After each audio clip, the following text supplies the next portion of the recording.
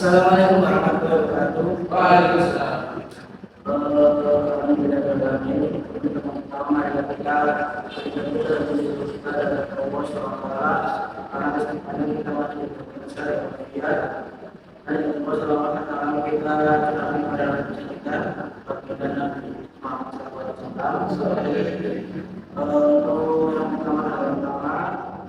Sini membahas tentang arti dan strategi dalam kehidupan. Jadi bentuk taktik dari suatu siasat atau apa yang dirancang dan akan dilaksanakan dalam permainan atau perorangan kelompok maupun untuk menangkan satu pertandingan secara sportif. Jadi pada kata-katanya itu memenangkan dalam sepak bola itu suatu usaha untuk mengembangkan kemampuan berpikir, kreativitas, dan improvisasi dan menentukan alternatif terbaik memecahkan masalah yang dihadapi dalam satu pertandingan secara efektif, efisien dalam berpikir dalam rangka memperoleh hasil poin yang maksimal dari sebuah kemenangan. Nah, untuk strategi sendiri itu adalah suatu siasat atau akar dari adaptasi pertandingan berlangsung dan digunakan oleh pemain maupun pelatih untuk memenangkan pertandingan yang dilaksanakan secara sportif dan cepat. Jadi strategi itu mengajukan strategi gerakan yang dibutuhkan dalam pertandingan. Kedua strategi ini dalam olahraga digunakan sebagai bentuk aspek taktik olahraga. Dengan demikian, antara taktik dan strategi memiliki perbedaan, akan tetapi dalam pelaksanaannya keduanya saling berkaitan serta mendukung satu sama lain untuk menyebut tujuan yaitu kemenangan pertandingan. Nah, dalam taktik dalam aplikasinya yaitu secara besar dapat dikelompokkan sebagai berikut, yaitu yang pertama penyerangan itu dilakukan sebagai suatu siasat yang dijalankan oleh perorangan kelompok maupun tim dalam rangka mengumpulkan kemudian dan mematahkan pertahanan dalam rangka memenangkan pertandingan secara sportif. Nah, jadi untuk melakukan penyerangan ini, bagaimana kita itu berdiskusi strategi dengan teman kita itu guna untuk memecahkan pertahanan lawan dalam rangka memenangkan pertandingan. Untuk kata penyerangan sendiri dalam pertandingan lebih tiga, yang pertama itu menjalankan kosong dengan pemain lawan.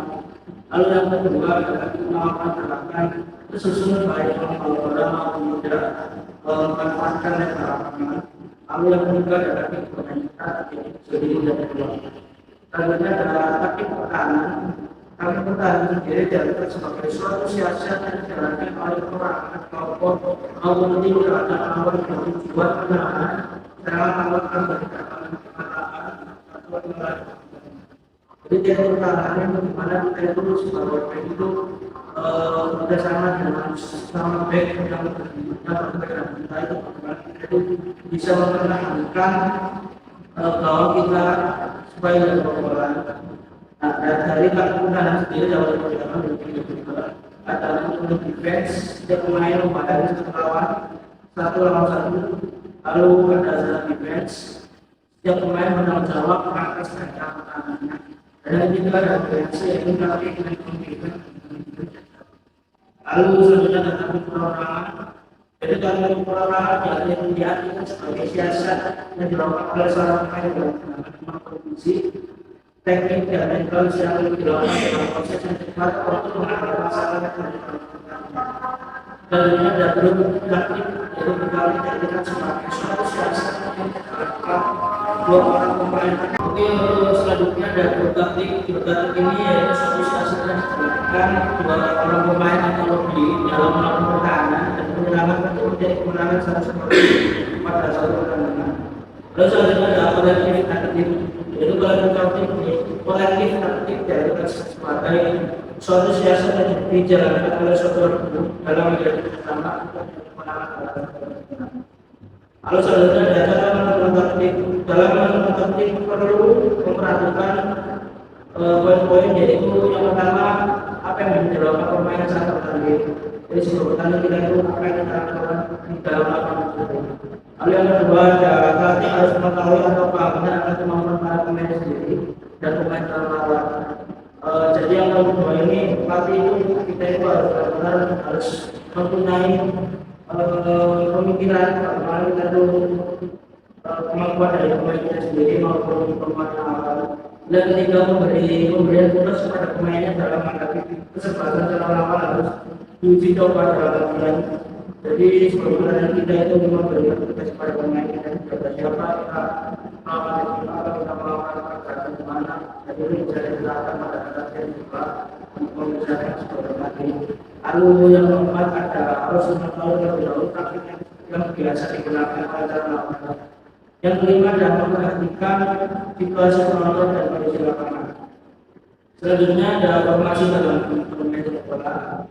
Untuk formasi ini sistem adalah diterapkan pada pertandingan bola dengan cara menempatkan ruang gerak serta pembagian tugas dari setiap pemain dengan posisinya di depan ini. Hal tersebut berlaku baik pada saat melakukan penyerangan maupun pada waktu melaksanakan pertahanan.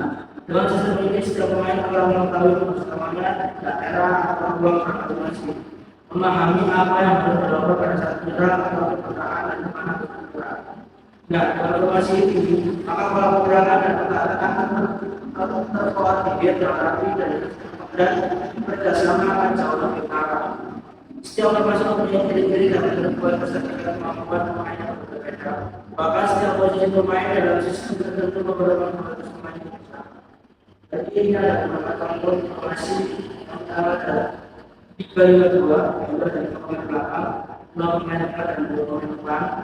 Lalu yang populer itu yaitu 4 yaitu dengan 4 pemain belakang dan 3 pemain depan. Ada pun untuk posisi bertahan 5-3-2, 5 pemain belakang, 3 pemain depan dan 2 pemain belakang. Nah itu ada beberapa banyak yaitu 4-2-3, 4-2-1 masih jadi berdasarkan apa yang diinginkan pelatih, masih apa yang harus dipakai dalam pada saat pertandingan kita harus dipikirkan terlebih dahulu. Itu saja bisa saya bahas untuk ini. Kalau ada kata dan jika ada kesalahan dalam menjelaskan tapi bagi saya yang tidak punya bola, kita harus